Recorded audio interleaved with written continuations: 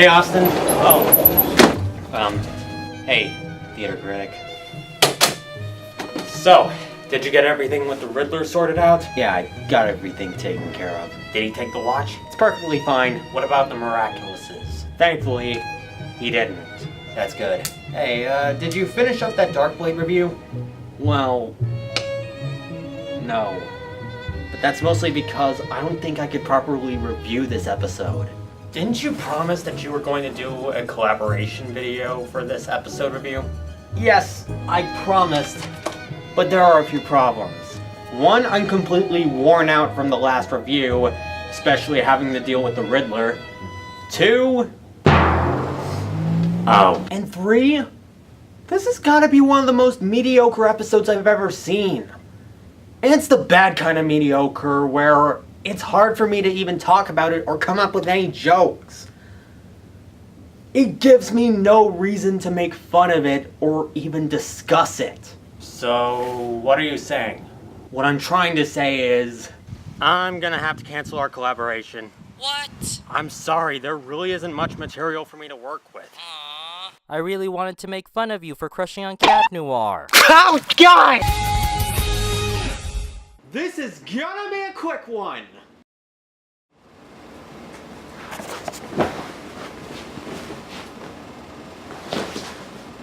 It's kind of weird without my table next to me. Hello, everybody, and welcome back to my Miraculous Marathon.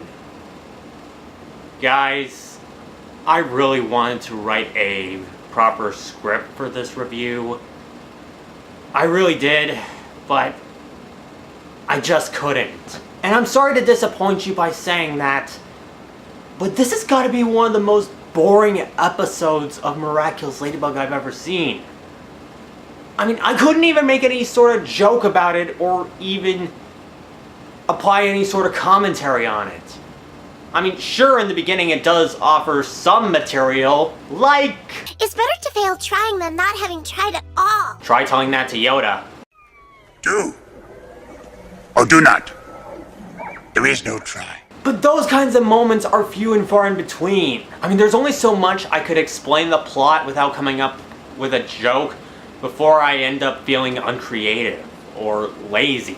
But since this is a review, I might as well explain the plot in a brief synopsis.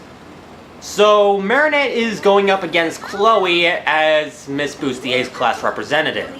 Now, I'll admit that this particular plot thread is probably the best thing about this episode for a reason that I'll get into later. Meanwhile, Adrian's fencing trainer, Armand Darjancourt, voiced by Joey Freya, is pretty bitter about losing the election against Andre Bourgeois for mayor, and this allows Hawkmoth to akumatize him into Darkblade, named after one of his ancestors who ruled Paris with an iron fist, but was overthrown by a wealthy Frenchman. I see what they did there. Darkblade isn't really a terrible villain per se. I mean, his design is alright, and his powers are pretty nifty. He is able to knight anyone into one of his soldiers, and he is able to knight cars and turn them into catapult. Okay, how does that even work? Because it's magic? One of these days, Ladybug. One of these days.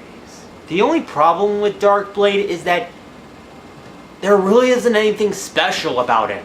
He doesn't really try to do anything to stick out amongst the rest of these villains. In fact, that's kind of the problem that I have with this episode. It really doesn't do much to stand out. It's just there.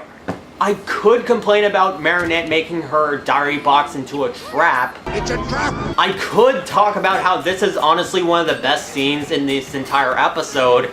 And I could even mention this scene. The doors! Quickly! The doors! Quickly! Quick, Chloe! Quick, Chloe! Oh, oops. You magnificent bastard, I read your book! But in order to do that, I'd have to sit through 22 minutes of mediocrity. Not even the action scenes, especially the sword fights, are anything special. First off, they're pretty short, and secondly, they're just not that fun.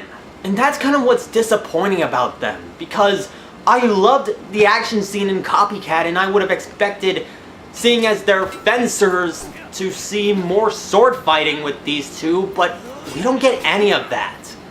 And the one scene with Cat Noir taking care of Darkblade's soldiers just feels awkward with all the shots and cuts. I don't know, it just feels off to me.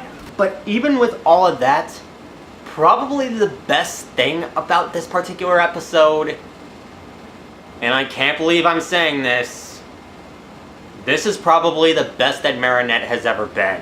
Now, typically I would lambaste Marinette for doing things like that diary box trap, but I genuinely feel like this is probably Marinette's best episode that she's been in. Seriously, it's impressive to see that this girl of all things is able to protect an entire class when she isn't ladybugging around. And her speech at the end does make her into a much stronger character than we come to expect from her. But even with the positives, I could only call Darkblade alright. And sadly, that's not going to cut it for me. I expected better from an episode like this. Well, then again, I didn't know what to expect. I mean, it's not on the same level as Roger Cop or Lady Wi-Fi, but it's still a huge disappointment. I would only recommend this episode to those who haven't seen it, but I really don't see any reason to go back to this episode. And I'm really sorry to those who wanted to see a proper review of this episode. I really wanted to, but it just gave me no reason to do so. Thankfully, that's not going to be the case for the next episode. Yeah, I already have the script written for it. And I promised you guys that I won't chicken out like I did here. It will be a proper episode review, and there will be a few surprises thrown in. I promise. So next time on the Miraculous Marathon, we're going to be having a look at the mime. Until then, this is ASLB, and I've got nothing else to say other than have a great life, stay miraculous.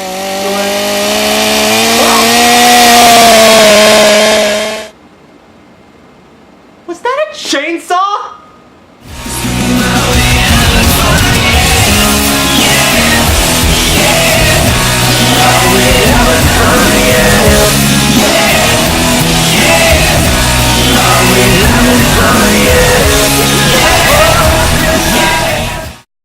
I got transformed into a knight. So did I. What a nightmare. Liar!